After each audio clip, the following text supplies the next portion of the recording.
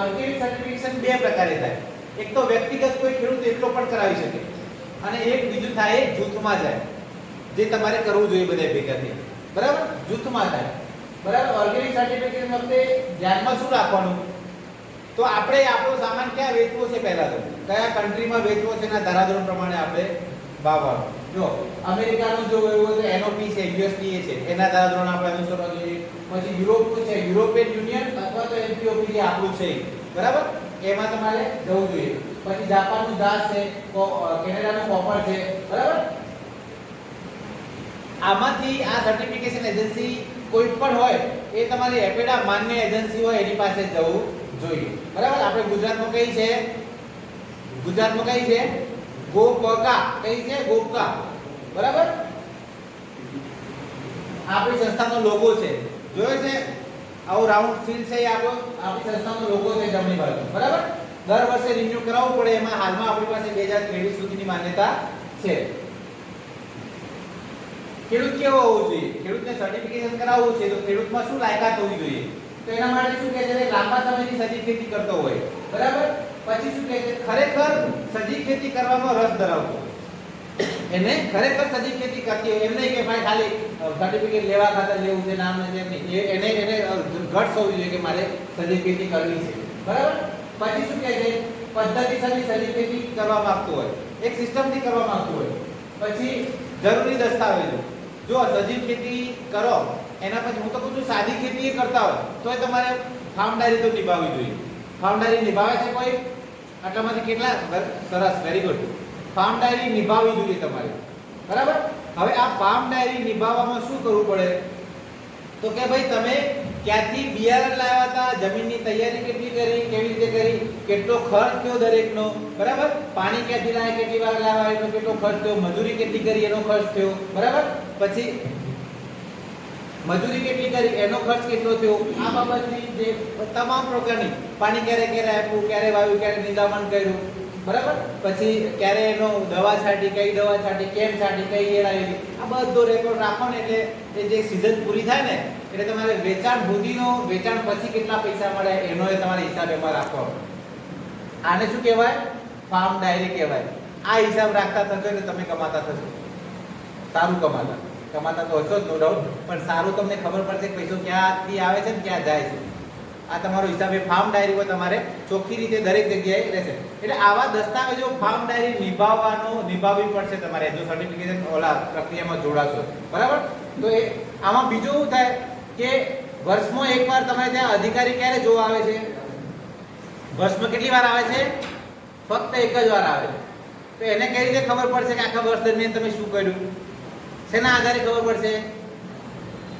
આ farm diary તમે નિભાવી લેશે ને, શિયાળામાં આવ્યું હતું, ચોમાસામાં આવ્યું હતું, ઉનાળામાં પડતર નાખી કે આવ્યું હતું, એ પ્રમાણે આખી ફાર્મ ડાયરી નિભાવીએ છે તો એના પરથી અંદાજ લગાવી લેશે કે ભાઈ કઈ રીતે તમે વાવણી કરી છે અને લણણી કરી છે. બરાબર, તો એ દસ્તાવેજો તમારે ઊભા કરવા અને એની જાળવવાની તૈયારી હોવી જોઈએ.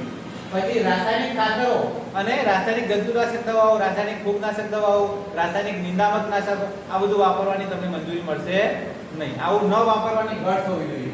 પછી બીજું શું કહે છે તો કે જો છોડને છે ને, છોડને તમે આ બધું ખાતર ના આપો એટલે કે છોડ ભૂખ્યો રહે એવું બને. છોડને તમે ખાતર ના આપો, આપણે ઉપવાસ કરીએ છીએ તો ભૂખ્યા જ કરીએ છીએ કે લઈએ છીએ કયું ફરાળી વરાળી, તો છોડને કંઈક તો આપવું પડશે ને. ખાતર ના આપો તો બીજું કંઈક તો આપવું પડે ને. તો એના માટે વૈકલ્પિક વ્યવસ્થા શું કરી છે? તો ગાય આધારિત ખેતીમાં તમારે છે જીવામૃત છે, બરાબર, બીજામૃત છે, ઘન જીવામૃત છે. તો આવું બધું, પછી આપણે બધું બાયો ફર્ટિલાઇઝર, જૈવિક પ્રવાહી આવે છે, જૈવિક પ્રવાહી ખાતર આવે છે, આવું બધું. પછી શું કે લીલો પડવાશ કે, લીલો પડવાશ ખબર છે ને બધાને? કેટલાને ખબર છે લીલો પડવાશની? શણ છે, પછી કોઈ પણ કઠોળ વર્ગનું જે વનસ્પતિઓ હોય એને વાવી અને અમુક છોડ થાય પછી એને દાટી દેવાનું, આને લીલો પડવાશ કહેવાય. એનાથી શું થાય તો કે ભાઈ તમારી જે જમીન છે એ જમીનની પ્રત સુધરે, જમીન છે એ સુધરે, જમીનનું શું કે બંધારણ સુધરે, જમીન પોચી અને ભરભરી બને, એમાં નાઇટ્રોજનનું પ્રમાણ વધે. બરાબર, આ બધા ફાયદા છે એના. એટલે આ લીલો પડવાશ પણ તમે કરી શકો છો. બરાબર, બીજા ઘણા સોર્સિસ છે કે જેના લીધે તમે આપણું જે જમીનનું જે કહેવાય ને લેવલ, કે મતલબ ન્યુટ્રિયન્ટ લેવલ કહેવાય કે જે પોષક તત્વોનું લેવલ છે એને તમે વધારી શકો છો. બરાબર, તો એ પણ તમે કરવાની તમારામાં તાકાત. વર્મી કમ્પોસ્ટ પણ વાપરી શકાય છે. બરાબર. વર્મી કમ્પોસ્ટ, સેન્દ્રિય ખાતર આ બધું તમે વાપરી શકો છો.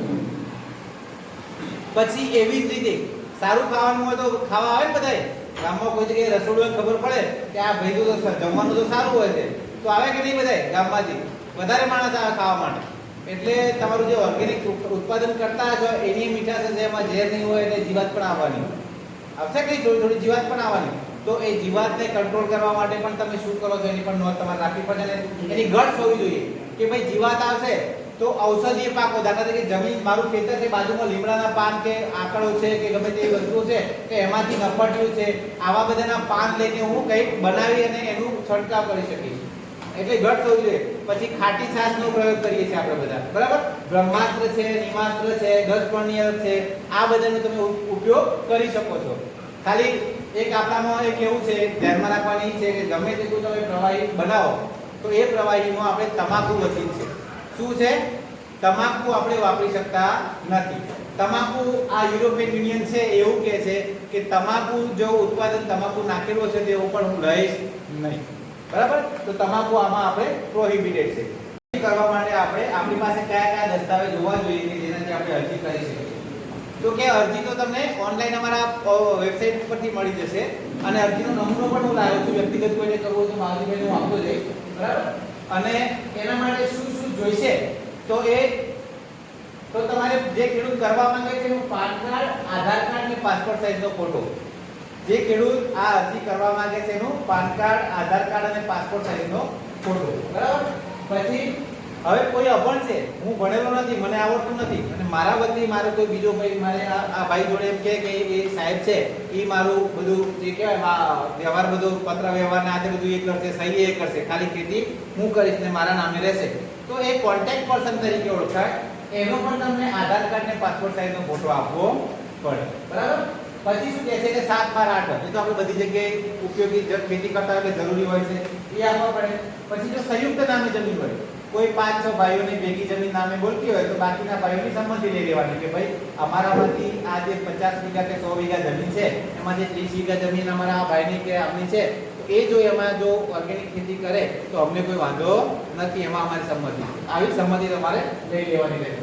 પછી જમીનનો નકશો, તમારું આખું જમીન ફાર્મ મેપ કહેવાય. શું કહેવાય? ફાર્મ મેપ, જમીનનો નકશો કે તમે તમારા ખેતરમાં કયા સર્વે નંબરનો શું આવ્યું છે, ક્યાં તમારે ખાડો પડે છે, ક્યાં પડતર જમીન પડી છે, ક્યાં કૂવો છે, બરાબર, ક્યાં પેલું વેરહાઉસ કે સંગ્રહ છે ગોડાઉન બનાવ્યું છે, તો આની માહિતી પણ તમારે રાખવાની હોય છે. પાછલા 3 વર્ષનો ઇતિહાસ, આજની તારીખ છે.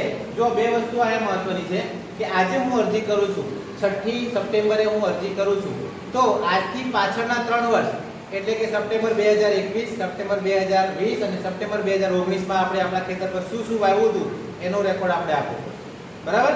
અને બીજું અહીંયાથી આગળ એટલે સપ્ટેમ્બર 2023 સુધી હું શું વાવીશ એનું એક આયોજન આપવાનું, એને ઓર્ગેનિક સિસ્ટમ પ્લાન કહેવાય. શું કહેવાય? ઓર્ગેનિક સિસ્ટમ પ્લાન કહેવાય. તો એ આપણે આપવાનું રહેશે. એમાં શિયાળો, ઉનાળો અને ચોમાસું જેટલી ખેતી કરતા હોય બધાનું આપણે શું કહેવાય કે વર્ણન કરવાનું રહેશે. પછી શું કહે છે તો કે જમીન અને પાણીના તાજેતરના ચકાસણીના રિપોર્ટ. સામાન્ય તમારી જમીનની શું પરિસ્થિતિ છે એ જાણવા માટે તમે અહીંયા આપણે ભુજમાં જમીન ચકાસણી પ્રયોગશાળા છે કે નહીં ભુજમાં? કેટલાય જોઈ છે. ત્યાં નમૂનો મોકલાઈ અને તમારે નમૂનો ચકાસણી કરાવી દો પાણી અને જમીનનો બેનો, બરાબર. પછી બહારથી લાવેલું કોઈ ઇનપુટ હોય, તમે છેલ્લા ક્યારે બહારથી બિયારણ લાવ્યા હતા, બહારથી દવા લાવ્યા હતા, બહારથી ખાતર લાવ્યા હતા એની તારીખ પણ તમારે નોંધ કરવાની રહેશે, બરાબર. બતાવવાનું રહેશે કે છેલ્લા 3 વર્ષ પહેલા મેં આ ટાઈમે વાપર્યું છે એના પછી વાપર્યું નથી ખાતર કે બિયારણ, બરાબર. પશુઓની વિગત એટલે કે તમારી પાસે કેટલા ઢોર ઢાકર છે, ભેંસો કેટલી છે, ગાયો કેટલી છે, બળદ કેટલા છે, બકરા, ઊંટ, બરાબર. બીજું કોઈ ઘેટા હોય તો એ બધું જે પણ વિગત હોય એ પણ તમારે દર્શાવવાની છે. કારણ કે એમાં કેવું થાય કે તમે તમારી ફાર્મ ડાયરીમાં લખો કે હું સેન્દ્રિય ખાતર વાપરું છું, છાણિયું ખાતર વાપરું છું એવું લખ્યું હોય અને ઘરે જઈને ઉભા રહે તો એક ગાય કે ભેંસ હોય નહીં તો ક્યાંથી લાવ્યા ભાઈ તમે? બને કે નહીં એવું? તો એ પ્રમાણે પણ આપણે જે કહેવાય છાણિયું ખાતર મેળવવા માટે કે કોઈ પણ પેલા માટે કેટલું વાપરો છો તમે, કેટલા પશુઓ છે એની પણ વિગત તમારે દર્શાવવાની થતી હોય છે. પછી ફાર્મ ડાયરી મેં તમને કીધું ને કે બિયારણ ક્યાંથી લાવ્યા હતા, જમીનની તૈયારી કેવી રીતે કરી હતી, આખી જે વેચાણ સુધીની પ્રક્રિયા છે બધી નોંધ એમાં હોવી જોઈએ, બરાબર. આટલા તમારે ડોક્યુમેન્ટ સાથે તમે અરજી કરી શકો વ્યક્તિગત રીતે. વ્યક્તિગતની વાત કરું છું. અને જ્યારે તમે જૂથમાં જોડાવવું હોય, કોઈ પણ જૂથ છે, આપણે આ કઈ જૂથ છે? પ્રાકૃતિક સહકારી મંડળી છે આપણી પાસે અદાણી ફાઉન્ડેશન અંતર્ગત જે ચાલે છે પ્રાકૃતિક સહકારી મંડળી. તો એના માટે તમારે આટલું બધું લાવવાની જરૂર રહેતી નથી. એ મંડળીનો કોઈ ઓફિસર જ્યારે આખું આઈસીએસ બને, ઇન્ટરનલ કંટ્રોલ સિસ્ટમ કહેવાય, આઈસીએસ બને, એ આઈસીએસ નો કોઈ માણસ તમારી પાસેથી તમારું 7/12 છે, તમારો ફોટોગ્રાફ છે, તમારી પાસેથી એક અરજી હશે, એ અરજી લખાવીને સહી કરીને લઈ જશે, બરાબર? ફિલ્ડ ઓફિસર આવું કામ કરશે. પછી એ અરજીના આધારે પાછળ એક એકરારનામું હોય છે, એક કોન્ટ્રાક્ટ હોય છે, તમારો એકરારનામું હોય છે કે હું આજથી આ સર્ટિફિકેટ પ્રોગ્રામમાં જોડાઉં છું અને હવે હું ખાતર બિયારણ કેવું કે વાપરીશ નહીં, એવો કોન્ટ્રાક્ટ હોય છે. તો એ આખો કોન્ટ્રાક્ટ અને અરજી તમારી પાસેથી લઈ જશે. બીજું તો તમારી ફાર્મ ડાયરી. તમારી ફાર્મ ડાયરીમાં નોંધ કરશે કે ભાઈ તમે શું શું વાવ્યું છે, ક્યારે ક્યારે. આ ફાર્મ ડાયરી પણ તમારે નિભાવવાની રહેશે. આ ફાર્મ ડાયરી બધી તમારે આઈસીએસ મેનેજર હશે, જે તે જગ્યાએ આઈસીએસ નો જે ઓફિસ હશે ત્યાં તમારે કલેક્ટ થશે, બરાબર? તો એટલી વસ્તુ તમારે ખાસ જોઈશે એમાં. 7/8 આધાર કાર્ડ, પાન કાર્ડ, બરાબર? તમારો જ્યારે આઈસીએસ માં જોડાવો ત્યારે, બરાબર? અને મોબાઈલ નંબર, કોન્ટેક્ટ નંબર જો કોઈ હોય, બરાબર? આટલી વસ્તુ સાથે તમે કયો પાક કે કઈ સિઝનમાં કેટલા પાકમાં શું શું વાવો છો અને કેટલું અંદાજિત ઉત્પાદન થાય છે, આવું એક તમારે વ્યક્તિગત રીતે આઈસીએસ જે તે જૂથ બનાવવા માંગતી હોય મંડળી, એને તમારે આપવું પડશે. આ જે મંડળી છે એ મંડળીનું જે આઈસીએસ ની વાત કરું છું એમાં ઓછામાં ઓછા કેટલા ખેડૂત જોઈએ? 25 જોઈએ. કેટલા જોઈએ? ઓછામાં ઓછા 25 ખેડૂતથી ચાલુ થાય અને વધારેમાં વધારે 500 ખેડૂતથી વધારે હોવા જોઈએ નહીં. જો 500 ખેડૂતથી વધતા હોય તો પછી તમારે બીજું આઈસીએસ બનાવી દેવાનું. જો વધતા હોય તો બીજું, 50-60 વધતા હોય તો પછી બે ભાગ પાડી દેવાના, એકમાં 300 ને બીજામાં 250 એ પ્રમાણે. જીપ્સમ નખાય, કુદરતી સોર્સથી આવેલું જીપ્સમ નાખી શકાય. જો આમાં કેવું છે કે કોઈ પણ વસ્તુ કુદરતી રીતે આવે છે, કુદરતમાંથી લઈને તમે સીધું નાખો છો તો એમાં અમને કોઈ વાંધો નથી. પણ હા, એ જ જીપ્સમને તમે થેલીમાં પેક કર્યું તો તમારે પછી મંજૂરી લેવી પડે. એને પેક કુદરતી રીતે આવ્યું, કુદરતમાં નાખો તેમાં કોઈ વાંધો નથી. કોઈ પણ પેકિંગ કર્યું, કોઈ પણ પ્રક્રિયા કરી, પ્રોસેસ કરી એના પર એટલે તમે એની મંજૂરી લેવી પડે. મંજૂરી વગર વાપરી શકો નહીં, બરાબર? તો એ આઈસીએસ માટે ખાલી એટલા જ ડોક્યુમેન્ટની જરૂર પડશે. તમારે વ્યક્તિગત ક્રિયા છે એ કોમન થઈ જાય, એ અરજીની ચકાસણી થાય, પણ કંઈ ખૂટતું ઘટતું હોય તો એની પાસે મંગાવી લે અને પછી એનું રજીસ્ટ્રેશન થાય. શું થાય? રજીસ્ટ્રેશન થાય. જો સર્ટિફિકેશન પ્રોગ્રામ જે ખરો એમાં કોઈ પણ પ્રકારે મફતમાં થતું નથી, એની ફી ચૂકવવી પડે. શું કરવું પડે છે? ફી આપવી પડે છે. આ ફીના બેઝ ઉપર તમારે આગળ આ જે કહેવાય એપેડાના નિયમ પ્રમાણે જે તે સંસ્થા હોય એના સંચાલન માટે આ ફીનું આયોજન છે. આ ફી તમારે ચૂકવવી પડે છે.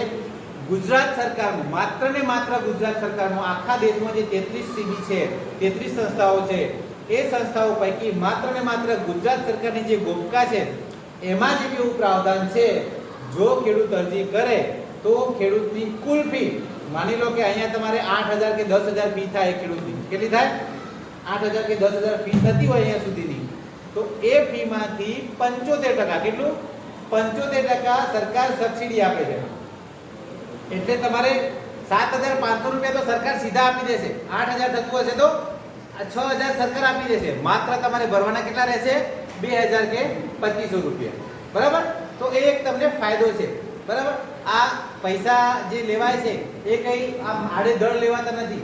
ત્યાંથી છે અમદાવાદથી અહીંયા ઓફિસર વાહન લઈને આવે જોવા માટે, એનો ખર્ચ પણ એમાં આવી જાય છે, બરાબર? પણ આ જે કહેવાય ને કે સરકારની આખા દેશમાં ક્યાંય નથી. આખા દેશમાં માત્ર ને માત્ર ગુજરાતમાં છે, બરાબર? તો એ સબસિડી પણ મળે છે તમને વ્યક્તિગત રીતે. હવે આની જ વસ્તુ ત્યારે જૂથમાં જાઓ, જ્યારે જૂથમાં કે સરકારી મંડળી થ્રુ જાઓ તો મંડળીમાં તમને આ રીતે મળવા પાત્ર નથી. પરંતુ જે મંડળી છે એ મંડળી પણ મફત કામ કરશે નહીં. મંડળી પણ તમારું જ જૂથ છે. મંડળી એટલે કોઈ મોટી વસ્તુ નથી, તમારું જ જૂથ છે, બરાબર? તો તમે પણ નક્કી કરશો કે ભાઈ દરેક ખેડૂતમાંથી પાસેથી આપણે 500 રૂપિયા કે 600 રૂપિયા કે 100 રૂપિયા કે જે કંઈ ફી નક્કી કરવી પડશે એ ફી આપણે ઉઘરાવીએ અને પછી આખા જે કહેવાય કે આખી સંસ્થાનું મેનેજમેન્ટ થાય. તો એ મંડળી જો તમને રિસિપ્ટ આપશે કે આટલી ફી અમે આ ખેડૂત જોડેથી ઉઘરાવી છે, તો પણ સરકારમાં યોજના એવી છે કે એ વ્યક્તિ જે ખેડૂત જે ખરો એ ખેડૂત એ જે ફી જે મંડળીઓ ઉઘરાવી છે એના 50%, કેટલા 50% અથવા તો ₹2000 અથવા તો ₹2000 આ બેમાંથી જે ઓછું હશે તે ખેડૂતને સીધું એના ખાતામાં મળવાપાત્ર થાય છે. જો તમે ગોપકાને સીધી અરજી કરો ને એટલે વ્યક્તિગત ફી તમારી વધી જાય. જ્યારે આમાં જશો મતલબ કે કોઈ સંસ્થા જોડે જોડાઈને ભેગા થઈને આવશો તો તમારી ફી ₹500 વધશે નહીં કોઈ દિવસ. 500 કે 1000 રૂપિયાથી કોઈ દિવસ વધશે નહીં. અને એથી કદાચ વધી બહુ સારું ફેસિલિટી આપે તો 1500 થી 2000 એથી વધશે નહીં. પણ એનો જે સર્ટિફિકેટ આ જે રિસિપ્ટ આપે તે તમે ઓનલાઈન અરજી કરીને પણ એ ફી પાછી મેળવી શકો છો. બરાબર, આ એક આપણું પ્રાવધાન છે આમાં. પછી આ અરજી જે જાય, અરજીની નોંધણી થાય, નોંધણી એટલે રજીસ્ટ્રેશન. હવે આ રજીસ્ટ્રેશન ક્યાં થાય છે તો તમને જાણીને ખુશી લાગશે કે આ જે રજીસ્ટ્રેશન થાય છે એ ટ્રેસનેટ કરીને પોર્ટલ છે, વર્લ્ડ વાઇડ છે, આખી દુનિયાનું પોર્ટલ છે. આ પોર્ટલ ઉપર થાય છે. જ્યારે તમારી અરજી ત્યાં રજીસ્ટર્ડ થાય એનો મતલબ તમે આખી દુનિયામાં તમારું નામ જે તે ઓર્ગેનિકના લિસ્ટમાં આવી ગયા છો. બરાબર, એનો ફાયદો શું થાય કે જ્યારે ત્યારે કોઈને ઇન્ક્વાયરી હોય, કોઈને કોઈ વસ્તુ લેવી હોય આખા વર્લ્ડમાંથી, તો એ પણ તમારો સીધો સંપર્ક કરી શકે. બરાબર, આ મોટો ફાયદો છે. હવે આ નેશનલ ઉપર નોંધણી થાય, તો નોંધણી થયા પછી શું થાય તો અમારે ત્યાંથી કોઈ ઇન્સ્પેક્ટર છે, અમારે ત્યાંથી કોઈ ઓડિટર કે ઇન્સ્પેક્ટર છે, એ ઇન્સ્પેક્ટર તમારે ત્યાં જોવા આવશે કે ભાઈ આપણે અરજી તો કરી છે, તો અરજી એ પ્રમાણે છે, અરજી પ્રમાણે એ કામ કરે છે કે નથી કરતા. એ ચકાસણી થઈ ગયા પછી એનો અહેવાલ બનાવશે. એ અહેવાલ જે કર્યું એ રિપોર્ટ છે, રિપોર્ટ બનાવીને આપશે ત્યારે એનું મૂલ્યાંકન થશે. એ રિપોર્ટના આધારે સર્ટિફિકેટ આપવું કે નહીં એ અમારી કમિટી બેસીને નક્કી કરશે. બરાબર, આ આખું આ પ્રક્રિયા છે. અને આ નક્કી થયા પછી સર્ટિફિકેશન તમારું જે પોર્ટલ ઉપર નોંધણી થઈ હતી, ટ્રેસનેટ ઉપર જે પોર્ટલ ઉપર નોંધણી થઈ હતી એના પરથી તમને સર્ટિફિકેટ જનરેટ કરીને આપશે. આ નોંધ તમારી આખા વર્લ્ડ વાઇડ થઈ ગઈ કે આ સો આ ભાઈ છે, માવજીભાઈ છે, આ રીતે મુદ્રામાં આટલું કામ કરે છે અને આ એમના પાક છે, એનું આટલું અંદાજિત ઉત્પાદન છે. એ આનો મોબાઈલ નંબર આ છે. એને કોઈની જરૂર હશે આખા વર્લ્ડમાં ગમે ત્યાં તો એ સીધું માવજીભાઈને અમારી વચ્ચે જરૂર નથી. અમને ખાલી સર્ટિફિકેટ આપવા દે, સાચું કામ કરો છો કે નથી કરતા એ ચેક કરવાનું અમારું કામ. બરાબર, અને એ જ અમારો ટ્રસ્ટ છે, એ જ અમારો વિશ્વાસ છે કે અમે જે કરીએ છીએ એ સાચું કરીએ. બરાબર, એના આધાર ઉપર તમારી પૂછપરછ એના આધાર ઉપર આવશે. તો બરાબર, આવું થશે. પછી આ એ જે ઇન્સ્પેક્શન કરી જાય, રિપોર્ટ બનાવે, પછી મૂલ્યાંકન પાસે આવે, સર્ટિફિકેટ કમિટીમાં આવે અને સ્કોપ સર્ટિફિકેટ ઇશ્યુ થાય. રજીસ્ટ્રેશન કરો આજે તો એના 100 દિવસ 180 દિવસ સુધીમાં બધી પ્રક્રિયા પૂરી થઈ જવી જોઈએ, નહીં તો તમારું નામ ઓટોમેટિક રદ થઈ જાય.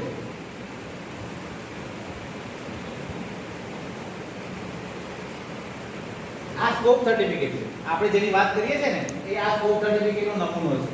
બરાબર, આવું સ્કોપ સર્ટિફિકેટ આપણને મળે છે. બરાબર, જમણી બાજુ ડાબી બાજુ જે છે એમાં તમારી પોતાની પૂરી માહિતી હોય છે. જમણી બાજુ કયો પાક આવ્યો છે, કેટલું ઉત્પાદન આવવાનું છે એની માહિતી હોય. બરાબર, આ બે અલગ અલગ પાના છે. આમાં ખાલી આપણે ડાબી અને જમણી બાજુ કહું છું. આપણે જે ફીની વાતનું ફીનું શું કહે છે સ્ટ્રક્ચર છે આપણું, તો એમાં તમારે છે અહીંયા અંતરના આધારે વધી જાય. અંતરનો જે ખર્ચ કરો ને અહીંયા ડાબુ અહીંયા કચ્છ સુધી આવવા માટેનો એ કદાચ વધી જાય, એટલા માટે અહીંયા આપણે 8000 કે 10000 ની વાત કરતા હતા. બરાબર, તો એમાંથી 75% જે ખરું ને એ તમારે સરકારશ્રી એના એટ સોર્સ એટલે તમને ખબર નહીં પડે કે મને સબસિડી મળી છે એટલું જ તમને બિલ મોકલવામાં આવશે. 8000 જો તમારું બિલ થતું હશે તો માત્ર 2000 રૂપિયા ભરવાના તમને લખીને મોકલવામાં આવશે. બાકીના 6000 કોણે આપી દીધા? સરકારે સીધા આપી દીધા. બરાબર, એ રીતે ફીનું માળખું છે. તો આપણે વાત કરી છે એની કરી વ્યક્તિગત રીતે જોડાવા માટે. હવે જ્યારે આઈસીએસ ગ્રુપમાં જૂથ સાથે જોડાવવું હોય તો શું કરી શકાય? તો કહે છે કે ભાઈ ખેડૂતોનો સમૂહ ભેગો થઈને આવે તો ખેડૂત સહકારી મંડળી જેવી આ તમારી પ્રાકૃતિક મંડળી થઈ. બરાબર, કોન્ટ્રાક્ટ ઉત્પાદક સમૂહ કે એફપીઓ હોય કે કોઈ એવા કોન્ટ્રાક્ટ ઉત્પાદક સમૂહ હોય, ઓર્ગેનિક સર્ટિફિકેટ જૂથ પ્રમાણપત્ર મેળવવા માટે કાયદાકીય રજીસ્ટ્રેશન હોવું જરૂરી છે. તમારી મંડળી રજીસ્ટર્ડ છે ને તો એના સાથે તમે જોડાઈ શકો. કોઈ પણ રજીસ્ટર ગવર્નમેન્ટ જોડે રજીસ્ટર હોય, જેનું પાન કાર્ડ હોય, જેનું જીએસટી નંબર હોય કે એવી બધી વસ્તુઓ હોય સરકાર સાથે જોડાયેલા, કઈ એક્ટના થ્રુ જોડાયેલા છે એવી કોઈ માહિતી હોય તો એના સાથે તમે જોડાઈ શકો છો. કેટલા લોકો આપણે કીધું ને કેટલા જોઈએ? ઓછામાં ઓછા કેટલા ખેડૂતો જોઈએ? 25. તમે બરોબર થાકી જઈ બોલતા અને વધારે કેટલા હોય? 500 બરાબર. તો આટલા ખેડૂતો ભેગા થાય ત્યારે આપણે રજીસ્ટ્રેશન એનું કરાવી શકીએ છીએ. હવે આમાં પાછો એક નિયમ એવો છે, અહીંયા કેટલી જમીન છે એવરેજ બધાને?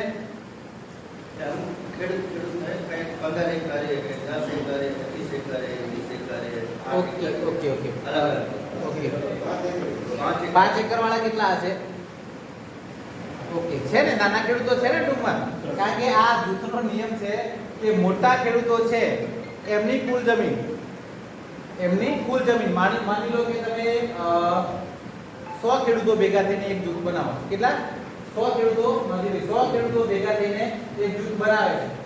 તો આ 100 ખેડૂતોની કુલ જમીન કેટલી છે? તો કે 500 હેક્ટર. બધાની ભેગી થઈ કોઈને વધારે નાની મોટી બધી થઈને 500 હેક્ટર જમીન છે. તો એમાંથી 4 હેક્ટર કરતી ઉપર જમીન વાળા 50 ખેડૂતો છે તમારી પાસે. ખેડૂતો કેટલા છે? 50. પણ એ લોકોની જમીન જે ખરી એ 250 હેક્ટર થી વધારે છે. કેટલી? 250 હેક્ટર થી વધારે છે. તો એ ગ્રુપ રજીસ્ટર થશે નહીં. કારણ કે કુલ જે જમીન છે એ કુલ જમીનનો 500 હેક્ટર માંથી 250 હેક્ટર થી વધારે જમીન જે છે વાળા ખેડૂતો છે એ નાના હોય. ચાલો બરાબર. બાકીના 200 હેક્ટર વાળા તો કેટલા હશે? 50% થી વધુ ના જોઈએ હશે. 4 હેક્ટર થી વધારે જમીન વાળા જે ખેડૂતો છે એનો કુલ સરવાળો આપણી જે ટોટલ જમીન છે એના કરતા 50% કરતા વધુ નથી. આ ખાસ ધ્યાનમાં રાખો, નહીં તો બધી મજૂરી કરેલી પછી માથે પડશે. બરાબર. એટલે આ એક ખાસ ધ્યાન રાખો, કારણ કે અહીંયા મોટા ખેડૂતો તમારે વધારે હશે. સજીવ ખેતી પ્રમાણન સમિતિ, હવે જ્યારે તમે આઈસીએસ બનાવો તો આઈસીએસ માં કેવું હોય? આ જે મંડળી છે એ મંડળી શું કરશે? તો મંડળી મેન્ડેટર તરીકે રજીસ્ટર થશે. એના કોઈ માણસને માવજીભાઈને કોઈ એકને માણસ મેન્ડેટર તરીકે રજીસ્ટર થવું પડશે. બરાબર. આ મેન્ડેટર તરીકે રજીસ્ટર થશે એટલે એમના હાથમાં, એમના નીચે કોઈ આઈસીએસ મેનેજર, કોઈ જૂથ આવ્યું, તમારામાંથી કોઈ જૂથ આવ્યું, બરાબર. તો તમારામાંથી કોઈ ફાર્મર હોય તો બરાબર છે, વ્યવસ્થિત એજ્યુકેટેડ. નહીં તો બહારનો કોઈ માણસ લાવીને એને આઈસીએસ મેનેજર તરીકે નિમણૂક કરી શકે. આ આઈસીએસ મેનેજર છે એ ખેડૂતનું બધું સંચાલન કરશે. આખા ગ્રુપનું સંચાલન જેવું ગોપકા કરે છે એવું પછી નાના જૂથનું સંચાલન કરશે આઈસીએસ મેનેજર, પણ મેન્ડેટરની દેખરેખ. બરાબર. તો આ આઈસીએસ મેનેજર એક આઈસીએસ મતલબ કે જૂથનો હોવો જોઈએ. બીજું એવું કહે છે કે ભાઈ 50 ખેડૂતો હોય, 50 ખેડૂતો પર તમારે એક ઇન્સ્પેક્ટર હોવો જોઈએ. માની લો કે 50 ખેડૂતો છે, આમાં તો એક ઇન્સ્પેક્ટર ઇનફ છે. 100 ખેડૂતો છે, કેટલા ઇન્સ્પેક્ટર જોઈએ? તમારે 2 ઇન્સ્પેક્ટર. બરાબર. એવી રીતે જેમ જેમ વધે 500 ખેડૂતો હોય તો તમારે 10 ઇન્સ્પેક્ટરની જરૂર પડે. 9 થી 10 ઇન્સ્પેક્ટર. બરાબર. તો આની જરૂરિયાત છે. પછી આમાં આઈસીએસ કામ કેવી રીતે કરશે? તો પહેલા તો તમારે શું કરવાનું હોય કે ભાઈ આ જે ખેડૂતો છે ખેડૂતોની માહિતી ભેગી કરવાની. શરૂઆતમાં આઈસીએસ બનાવતા પહેલા તો એ માહિતી ભેગી કરવા માટે તમારે જે ફિલ્ડ ઓફિસર છે, તમારે ફિલ્ડ ઓફિસર રાખવો પડશે. આ ફિલ્ડ ઓફિસર છે ઇન્સ્પેક્ટરની કામગીરી કરી શકશે નહીં. બરાબર. આ બે વચ્ચે કામનો ફરક છે. હા, કે ફિલ્ડ ઓફિસર હશે ઇન્સ્પેક્ટરની કામગીરી કરી શકશે નહીં. ફિલ્ડ ઓફિસર તમે પહેલા તબક્કામાં આવશે તો આ ખેડૂતોની માહિતી લાવશે અને ખેડૂતો શું વાવે છે, કયા સર્વે નંબરમાં કેટલી જમીન છે અને કેટલું ઓર્ગેનિક વાવે છે એ બધી માહિતી ભરીને આપશે. તમે એના આધારે એક લિસ્ટ બનાવશો. શું બનાવશો? લિસ્ટ બનાવશો. 25 ખેડૂતોથી વધારે અને 500 ખેડૂતોથી ઓછું એક લિસ્ટ બનશે. આ લિસ્ટમાં શું આવશે? તો ક્રમ નંબર આવશે કે કેટલા છે, પછી ખેડૂતનું નામ આવશે, ખેડૂતનું ગામ આવશે, કયા ગામનો છે, બરાબર. પછી ખેડૂતનું ગામ